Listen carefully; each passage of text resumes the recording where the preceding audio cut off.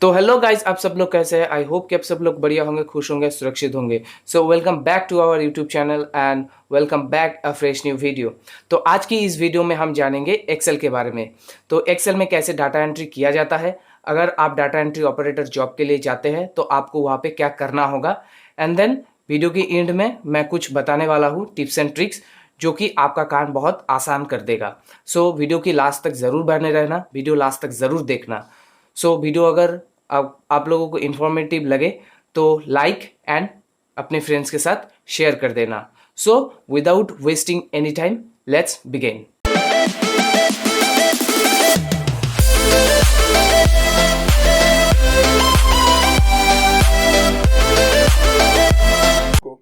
सो normally आ चुके हम अपनी कंप्यूटर स्क्रीन पे और यहाँ पे आप देख पा रहे हैं कि मैंने एक तरीके का डेटा यहाँ पे मेंशन किया हुआ है जो कि किसी भी कंपनी या ऑर्गेनाइजेशन के एम्प्लॉय का डेटा है। अब यहाँ पे सबसे पहले टर्म आप समझो कि डेटा एंट्री एक्चुअल में क्या होती है। देखो, एक है data. Data in the sense जो भी इंफॉर्मेशन आपको डिजिटल फॉर्म में मिल रही है वो एक डेटा है। जैसे कि यहाँ पे स्क्रीन पे जितनी भी चीज आपको ये दिख रही है, ये सब क्या है? एक डेटा है। तो आप कहीं पे भी अगर डेटा एंट्री के काम के लिए जा रहे हैं तो वो कंपनी या ऑर्गेनाइजेशन आपको एक डिजिटल फॉर्म में डेटा देती है और उस डेटा को आपको एक्सेल में उसकी एंट्री करनी होती है। इसी वजह से इसे डेटा एंट्री बोलते हैं। मतलब एक डेटा आपको मिला पीडीएफ फॉर्म में, डिजिटल फॉर्म में, और उस डेटा को आपने एक्सेल में एंटर किया। सो आई होप कि आपको ये टर्म क्लियर हो गई होगी कि डेटा एंट्री क्या है। बहुत ही सिंपल चीज है, आपको एक डेटा मिला है और उसकी आपको एंट्री करनी है। इतना टर्म क्लियर। अब यहाँ पे एक चीज आप सबको ध्यान रखनी है, वो ये है कि अगर आप कभी भी डेटा एंट्री जॉब्स के लिए ट्राई कर रहे हो तो वहां पे सिर्फ एक चीज सबसे ज्यादा कंसीडर की जाती है, वो होती है टाइपिंग। क्योंकि नॉर्मली क्या है, आपको डेटा दे दिया गया, अब वो डेटा को आपको एंटर करना है या फिर उसकी एंट्री करनी है। तो कंपनी एक ही चीज आप में देखती है कि आप टाइपिंग कितनी जल्दी कर सकते हो। मतलब जितनी जल्दी आप टाइपिंग करोगे उतनी जल्दी उस डेटा को आप फीड कर पाओगे। तो ये चीज आप ध्यान रखें कि आपकी टाइपिंग स्पीड जरूर होना चाहिए। मिनिमम 25 टू 30 ये एवरेज होता है। अगर आप कहीं पे भी टाइपिंग के लिए जा रहे हो, डेटा एंट्री के लिए जा रहे हो, तो मिनिमम रिक्वायरमेंट 25 टू 30 होती है। बस ये एक चीज है जो आपके अंदर होनी चाहिए, जो कि है टाइपिंग स्पीड। दूसरा यहाँ पे बात करें, अगर हम बात करते हैं एक्सेल वर्ड की, तो बहुत ही सिंपल सॉफ्टवेयर है। आपको नॉर्मली ये चीजें आती होंगी क्योंकि आपने स्कूल लाइफ में पढ़ा होगा, और अगर नहीं भी आता है तो इसमें कोई बिग डील नहीं है। डेटा एंट्री का जो काम होता है उसमें वो खुद आपको एक्सेल स्टार्ट करके देंगे और आपको बताएंगे कि ये आपका डेटा है, इस डेटा को यहाँ टाइपिंग के थ्रू आपको फीड करना है। तो ये चीजें आपको क्लियर हो गई होंगी कि क्या चीजें आपके लिए रिक्वायर्ड है और डेटा एंट्री एक्चुअल में क्या है। अब यहाँ पे बात करते हैं कि अगर हमें एक ऐसा डेटा, जो भी ऑन स्क्रीन आप देख पा रहे हो, किसी कंपनी का डेटा है, हमें उस डेटा की अगर एंट्री करनी है तो आप कैसे करोगे, ये फॉर्मेट आप कैसे डिजाइन करोगे। सो इस चीज को स्टार्टिंग से समझते हैं।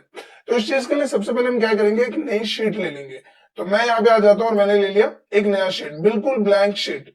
तो सबसे पहली चीज इसमें हमें जो जो चीजें एंट्री करनी है, जैसे कि हमें क्या क्या फील्ड डालने हैं यहाँ पे, तो हम एक बार इसमें देखते हैं। तो हमें यहाँ पे देना ID number, name, gender, age, date of joining, ये सभी चीजें मुझे फिट ऑन करनी है। तो इन चीजों को हम पहले इसमें एंटर करते हैं। तो हमने यहाँ पे डाला आईडी नंबर, इसके बाद हम यहाँ पे लिखेंगे नेम, इसके बाद हमने यहाँ पे लिखा जेंडर, फिर हमने यहाँ पे लिखा एज, देन हमने लिखा यहाँ पे डेट ऑफ ज्वाइनिंग। आप देख पा रहे हो मैं बिल्कुल सिंपल टाइप ही कर रहा हूं यहाँ पे, इसके अलावा कोई चीज नहीं कर रहे अभी हम यहाँ पे। इसके बाद हमने यहाँ पे डाला कि उसकी क्या डेजिग्नेशन है। डेजिग्नेशन का मतलब कि उसका पद क्या है, वो मैनेजर है, असिस्टेंट मैनेजर है, स्टाफ है, सुपरवाइजर है, क्या है। तो हमने वो चीज यहाँ पे लिखी। उसके बाद उसके डेजिग्नेशन के हिसाब से उसकी क्या सैलरी है, तो हम यहाँ पे डाल देते हैं उसकी बेसिक सैलरी। हमने यहाँ पे लिखा बेसिक सैलरी। इसके बाद उसका एड्रेस क्या है, और एट लास्ट हम डालेंगे उसका कॉन्टेक्ट नंबर। तो ये सभी जो हमारे मेन फील्ड्स है जिसकी एंट्री हमें करनी है, वो हमने यहाँ पे लिखा। अब आप यहाँ पे एक चीज नोटिस करो कि जो मैंने डेट ऑफ ज्वाइनिंग लिखी है, ये प्रॉपर तरीके से यहाँ पे नहीं आ रहा। तो इसके लिए आपको क्या करना है, इसका जो कॉलम है इसके ऊपर में आप जाओ और इस तरीके का जब सिंबल आए तो इस पर डबल टैप आप कर दो। जैसे आप डबल टैप करोगे वो बाय डिफॉल्ट सेट हो जाएगा जितने की उसे रिक्वायरमेंट है। तो वही चीज हम डेजिग्नेशन के साथ भी करेंगे और वही चीज हम बेसिक सैलरी के भी साथ करेंगे। तो ये चीज हो गई। अब ये होने के बाद हमें क्या करना है कि यहाँ पे हमारा जो भी काम हम यहाँ पे कर रहे हैं उसका एक हेडिंग देनी है। तो इसके लिए इस पूरे सेल को सेलेक्ट किया मैंने और मैंने यहाँ पे इसे कर दिया मर्ज।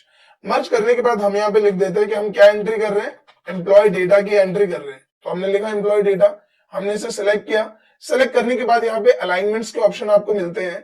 आप यहाँ पे जाके इसे मिड में कर सकते हो। इसके बाद यहाँ पे हम जाएंगे और यहाँ से हम इसका फॉन्ट चेंज कर देंगे। तो आई थिंक ये वाला फॉन्ट ज्यादा अच्छा लगेगा एम्प्लॉय डेटा का, हमने ये वाला फॉन्ट लिया और इसे हम बड़ा कर देंगे। करने के बाद आपको यहाँ ऑप्शन मिलता है शेडिंग का, आप इसमें जाइए और जो भी कलर आपको अप्लाई करना है, जैसे हमें ये ग्रीन कलर अप्लाई करना है, हमने ग्रीन कलर लिया, इसे सेलेक्ट किया और इसके अंदर का जो कलर है वो हमने व्हाइट कर दिया। देन हमने जो ये नीचे वाली हमारी रो है इसको हम सेलेक्ट करेंगे और दोबारा इस कलर वाले सेक्शन में जाएंगे और इसका कलर हम चेंज कर देंगे। इसके अंदर में जो भी मैटर हमने लिखा है उसे हम बोल्ड कर देंगे और ये करने के बाद जितने भी लेवल तक आपको डेटा एंटर करना है उसकी एक रेंज हम सेलेक्ट कर लेते हैं। जैसे यहां से लेके यहां तक मुझे भी डेटा फिल करना है, तो मैंने यहां तक की रेंज सेलेक्ट किया और यहाँ पे बॉर्डर वाले ऑप्शन में जाना है और आपको कर देना है ऑल बॉर्डर। अब यहाँ पे आप एक चीज नोटिस करो कि जो हमारा फॉर्मेट है वो हम यहाँ पे बना चुके हैं। अब इसके अंदर आपको डेटा स्मार्ट वे में कैसे एंटर करना है ये समझते हैं। तो मान लीजिए कि हमें ये सभी डेटा फिल करने हैं और यहाँ पे इन सभी डेटा को फिल करने के लिए हम एक ऑप्शन को इनेबल करेंगे जो कि है फॉर्म ऑप्शन। इस ऑप्शन का सबसे ज्यादा यूज होता है एक्सेल में डेटा एंट्री करते समय, क्योंकि इससे आपका जो काम है वो काफी पोर्टेबल हो जाता है और आसान हो जाता है। तो इसे हम कैसे इनेबल करेंगे, इसके लिए आप ऊपर आएंगे, यहाँ पे आपको एक डाउन एरो की का ऑप्शन मिलेगा जो कि customise quick access tool bar के पास है। यहाँ पे आपको जाना है और ये जाने के बाद आपको एक ऑप्शन मिलेगा मोर कमांड्स का, तो इस पे हम क्लिक करते हैं। क्लिक करने के बाद आप यहाँ पे देख पा रहे हैं, आपको लिखा है यहाँ पे आ रहा होगा पॉपुलर कमांड्स, आपको इसमें जाना है और जाने के बाद यहाँ पे क्लिक करना है ऑल कमांड्स, इस पे क्लिक करेंगे। क्लिक करने के बाद यहाँ पे आपको आना है एफ सीरीज में, मतलब ये ए बी नेम आ रहे हैं तो आपको नीचे आना है जब तक एफ ना आ जाए। तो हम यहाँ पे नीचे आते हैं और आने के बाद आप देखो यहाँ पे एफ आ गया है। अब इसमें हमें सर्च करना है फॉर्म, तो ये रहा फॉर्म ऑप्शन, आप ऑन स्क्रीन देख पा रहे हैं। ये सेलेक्ट करने के बाद हमें इसे करना है ऐड और ये हो गया ऐड और इसे हमने किया ओके। अब यहाँ पे जैसे आप इसे ऐड कर दोगे इस तरीके का ऑप्शन आ जाएगा। अब हमें यहाँ पे डेटा फिल करना है, तो वो हम कैसे करते हैं वो समझते हैं। सबसे पहले आपके जितने भी हेडिंग्स है उसको आप सेलेक्ट कर लो। बड़े ही सिंपल तरीके से हमने इस हेडिंग को क्या किया, सेलेक्ट कर लिया। सेलेक्ट करने के बाद आपको इस फॉर्म वाले ऑप्शन पे सेलेक्ट करना है, कुछ इंफॉर्मेशन ही आपको देगा, इसे सिंपल आपको ओके करना है।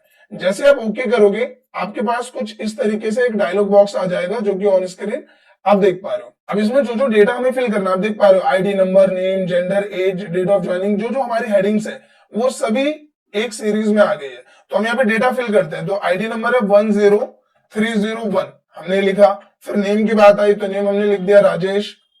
जेंडर की बात करें तो हमने यहाँ पे लिखा मेल। एज हम बात करें तो इस भाई साहब की एज है 26। डेट ऑफ ज्वाइनिंग तो 25/05/2021 में इन्होंने ज्वाइन किया है। डेजिग्नेशन क्या है इनकी, तो इनकी डेजिग्नेशन है मैनेजर की।